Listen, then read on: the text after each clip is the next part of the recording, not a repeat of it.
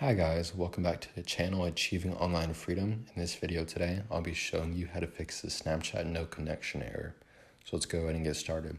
So recently you've been doing things on Snapchat and everything on there isn't running very fast.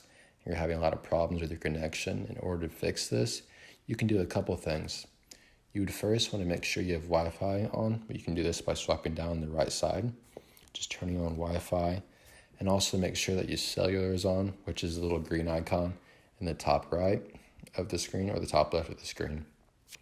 You could also open up some other apps and see how they're running. So I'll open up the App Store. It pops up very quickly. I'll just click up, say, Instagram. It pops up very quickly.